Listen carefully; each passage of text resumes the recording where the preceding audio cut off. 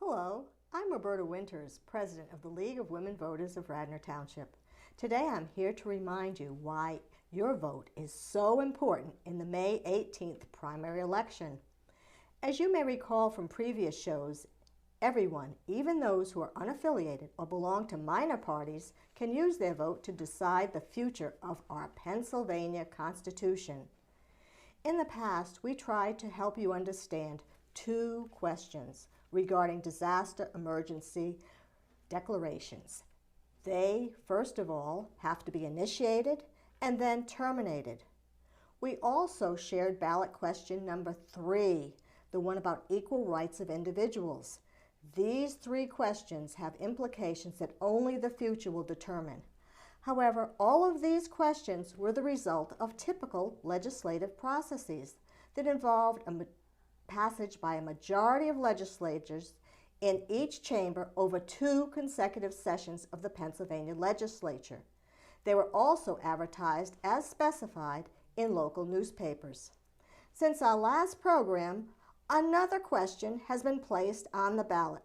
Believe it or not, we're going to be talking about that at the end of our show, so please stay tuned because the best is yet to come. Now, today I have with me another voter service member of the Lower Merion Narberth League of Women Voters, Adrian Seltzer. Like many League members, she has been working to help us understand questions posed on that primary ballot. Adrian, I'm so glad to welcome you in person to our mainline studio. Would you please tell the audience a bit about yourself? Hi. As Roberta said, my name is Adrian Seltzer. I've been a member of the League for several years now and help Jamie Mogul, who's chair in our branch, with voter services. I also am the newly elected second vice president of Mainline NAACP branch, and Radnor is part of our jurisdiction. And I've also been working the polls for 30 years. I've been a JO for 8 years now, judge of elections. So I'm somewhat passionate about elections. Well, you're the right person to help us today. And we're so glad you're here, Adrian. Now, municipal elections like the one coming up on May 18th usually doesn't get much attention. Why is a primary election, particularly one for municipal elections, so important? Well, the primary elections are really important because the local government is where stuff happens. That everything that happens with them affects your everyday, day-to-day life.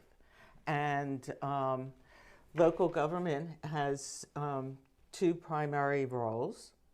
They provide services that can't be provided elsewhere by the private sector, and they're enacting and enforcing rules for the good of the county as a whole.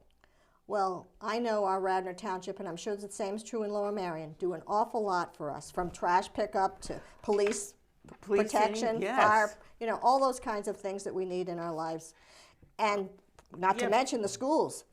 But for those who are Republicans and Democrats, they can also in the primary vote for those specific candidates who will be running in our municipal election in November.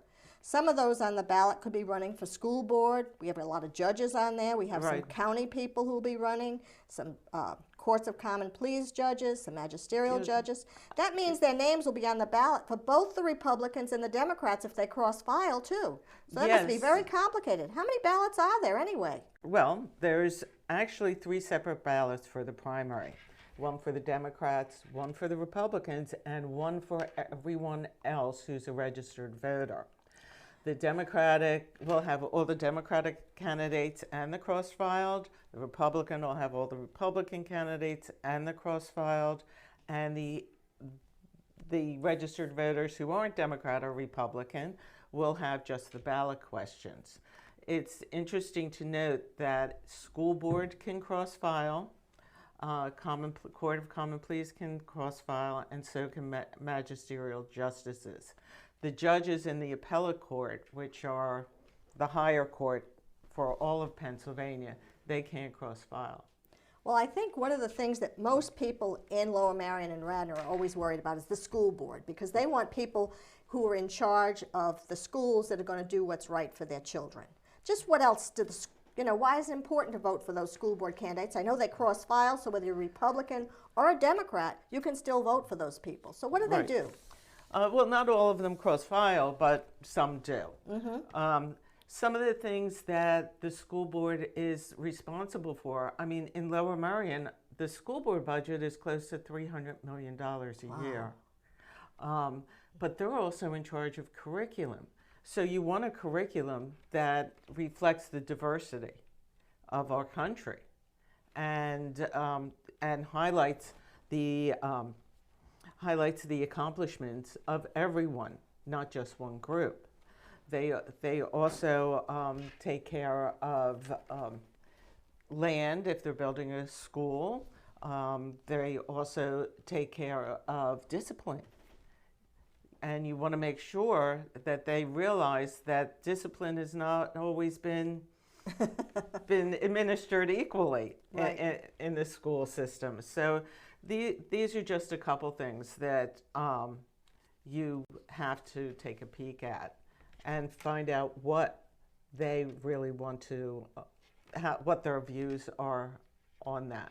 And although I'll mention it again at the end, Vote 411 is a place where candidates can put information about themselves that might give you a clue whether they are, budgetary conservatives, whether what they feel about areas like diversity and inclusion. Right. All those things are important for candidates to tell the public so voters can choose based on those people who they believe will best represent them.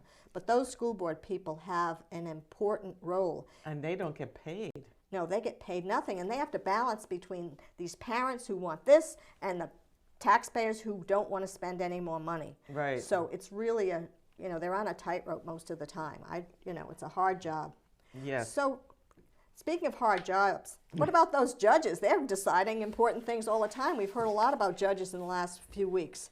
Yes. The judges, they have a very hard job because they have cases that come before them.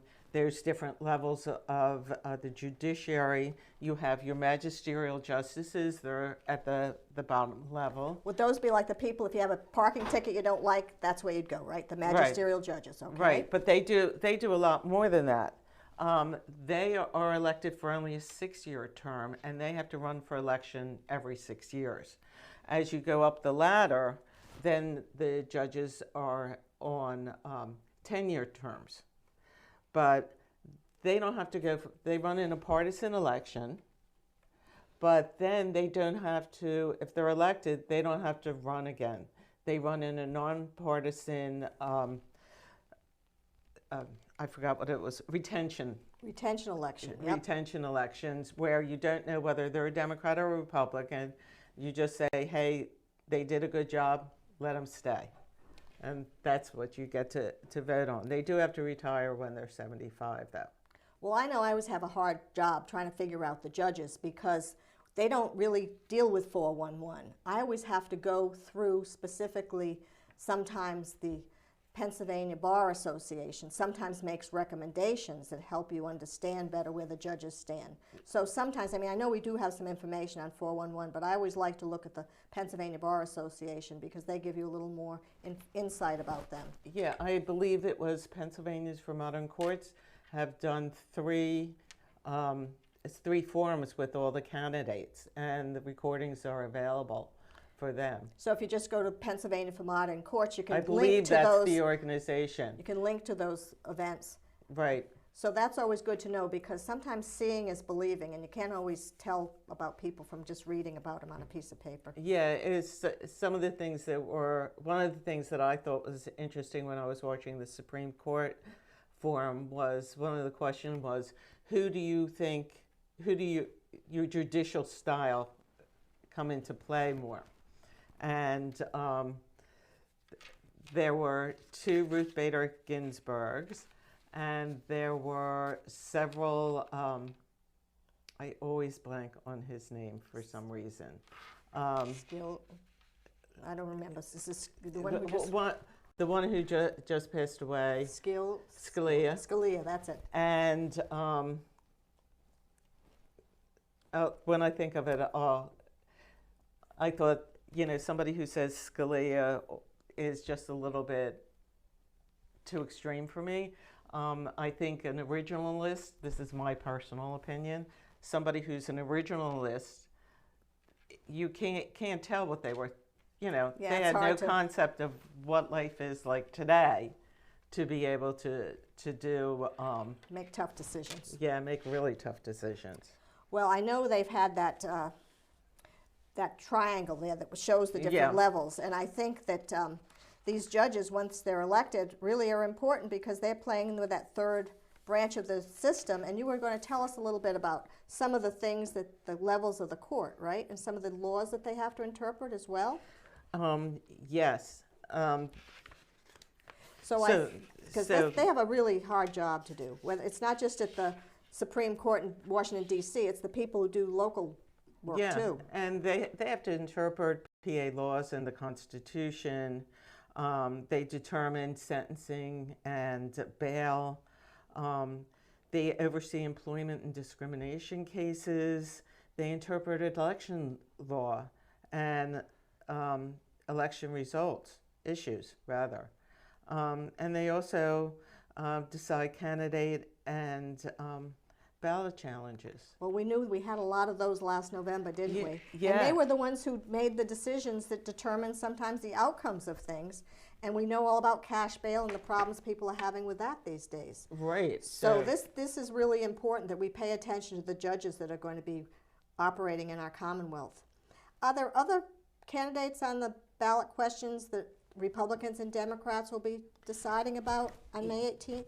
Yes, you have... the school board and the judges, right? Right, and then you have commissioners or borough council members. It could be a mayor, tax collectors, controllers, or auditors, different areas, different call them different things. And there's also constables. I saw a sheriff on one, and the all-important judge of elections and inspector of elections that's in every precinct, and they make sure when you go in to vote that everything runs smoothly and efficiently, so that your vote counts and you don't have any worries about it. So like in Radnor, if we have 7 wards and there's 2 precincts, that's 14 polling places that have to be manned. Yes. And people like you would be judging whether or not they're following the rules and making sure they Right. abide by whatever is required for them to do. And you're going to deal with 3 ballots. Some Right. for the Republicans, some for the Democrats, and some for the independents or non-affiliated. So your inspectors of elections are the ones that you come in, you say your name, and then they cover up your signature, and then you sign, and one's forward and one's backwards, so it's hard to copy it upside down. So for those who think that voter fraud is a thing. It also has your birth date in there. Really? So you know if it's somebody who's my age or somebody who's just out of high school. Right. So it's a very efficient system. And it also tells you whether you're a Democrat or a Republican, and you have to mark that down. You mark everybody's name down who signed the book. It's a whole procedure, and it's really very secure. And depending on where you live, as you said, this could be a commissioner, there could be a council member, but they're all going to get those 4 ballot questions. Everybody gets, all throughout Pennsylvania gets those 4 ballot questions. Now, I wanted to talk a little bit about that 4th ballot question, because that's a little tricky. Now, this was not followed by the reasonable, regular legislative process. So the legislators had to believe that there was some kind of an emergency, right? Right. And the emergencies reflected what specifically? Funding for police and for fire and ambulance companies. that are kind of first responders in an emergency, whether it's an individual emergency or a state emergency. Well, and I think in the past, you know, those companies that were handling the fire or emergency services were basically volunteers. We all knew there was the volunteer fire department, the volunteer EMTs, but now and they always in the past have had, at least in recent years, a loan fund that they could go to if they needed to get new equipment or update their building, because, you know, things like fire trucks are expensive items, you know. That's not something most people in the community are going to shell out a lot of money for. So the bottom line is we, as voters, actually in 2004, provided a fund of $50 million so that volunteer companies and EMT services throughout the Commonwealth could apply.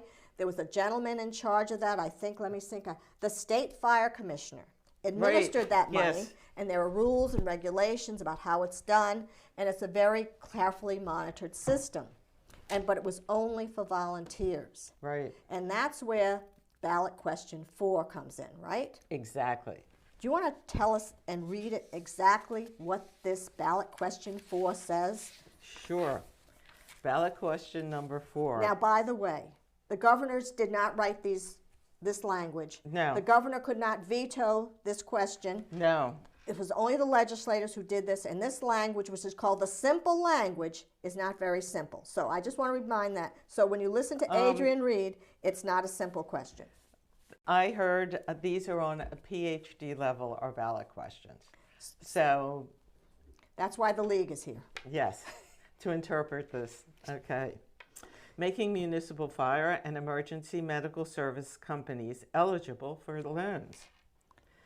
Do you favor expanding the use of indebtedness authorized under the referendum for loans to volunteer fire companies, volunteer ambulance services, and volunteer rescue squads under 35 PACS 7378.1. That point 1, I guess, is really important. Related to referendum for additional indebtedness, to include loans from municipal fire departments or companies that provide services through paid personnel and emergency medical service companies for the purposes of establishing and modernizing facilities to house apparatus, equipment, ambulances, and rescue vehicles, and for purchasing apparatus, equipment, ambulances, and rescue vehicles. Protective and communications equipment and any other accessory equipment necessary for the proper performance of the duties of the fire companies and emergency medical services companies.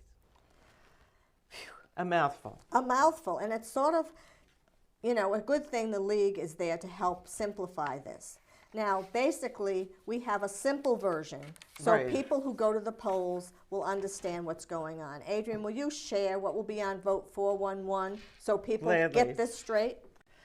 If you vote yes for this, it means that you support the ability of non-volunteer municipal fire departments and emergency services companies to take out loans from an existing fund previously limited to such volunteer organizations to update their facilities and purchase necessary equipment. So that's we understand what yes means. And now, what about no? What happens if they vote no? You do not support the ability of non-volunteer municipal fire departments and emergency services companies to take out loans from an existing fund and keep it limited to just volunteer organizations for their use to update facilities and purchase necessary equipment. Okay, now this does not say anything about the amount of money in the fund. We're not going to raise more money or anything like that. It just means different people have access to it. Exactly. So there was some background information that we put in our vote 411 about the pros and the cons. Right. So I checked out some of the reasons why you might vote for this, and that would be like, you know, this would provide those paid companies to actually get some loans because they may need to upgrade their equipment and their facilities. And it also gives those agencies more flexibility. So if they don't have to buy the truck, they can use that money to do something else. Yes, in the locality, yes. Right, they could set their priorities differently knowing that they've got some money through this loan fund. Program. And also municipalities could also encourage the companies to do something like this, to update their buildings or update their rescue equipment or communications. Exactly. So that would be important for the municipalities to do. Are there reasons why people would want to vote no then, Adrian? Well, there are a couple reasons. It increases the applicant pool, and thus the acceptance rates for loans to upgrade and replace existing equipment and facilities for volunteer fire companies, while not increasing the overall fixed amount of the funds. So if you have $100 and you have 2 people going for loans, then that's okay. But if you have 10 people going for loans, it makes it a little more complicated. I'm not sure of the exact numbers here, but just to give you an idea. More people trying to get into the pot. Yeah.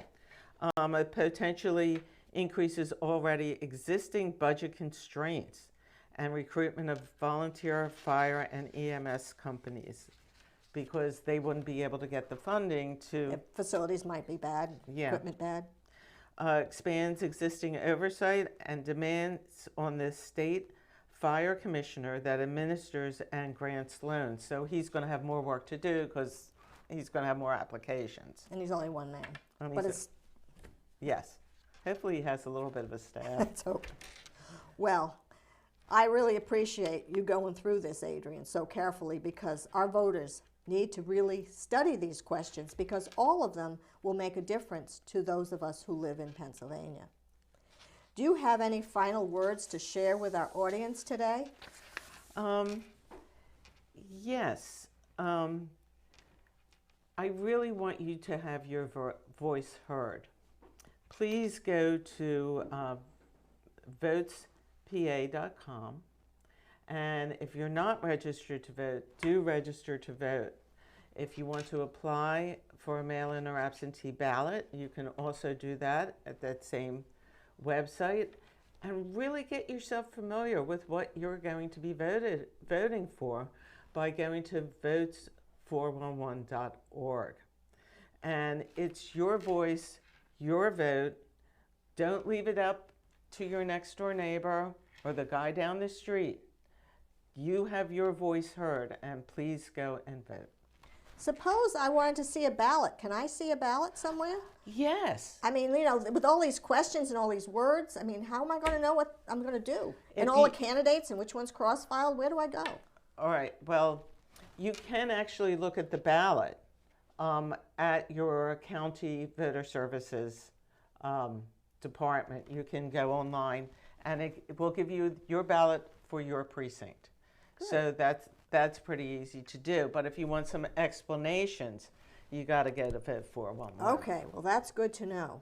Well, I want to thank you so much for joining us today, and I want to remind people too that just because they had a mail-in ballot last time, they're not going to automatically get one. No. They've got to apply. Yes, the wording on that is so confusing. It's called a permanent voter, but it means that they're permanently going to send you an application each year that you have to fill out if you want to vote by mail.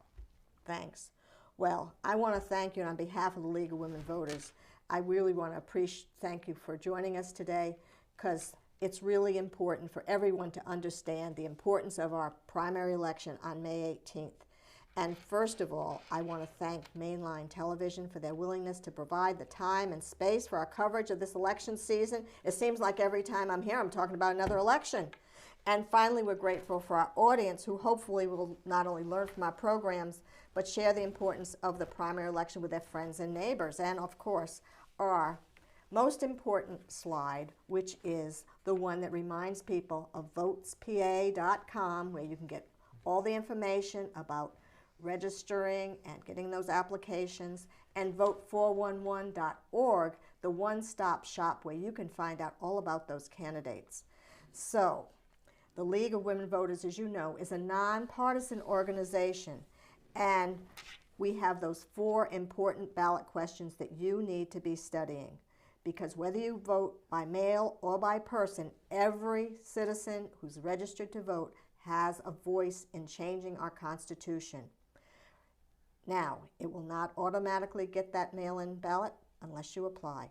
Again, I want to thank you for considering today our topics that we've addressed, and hope that you too will consider joining the League to help make democracy work.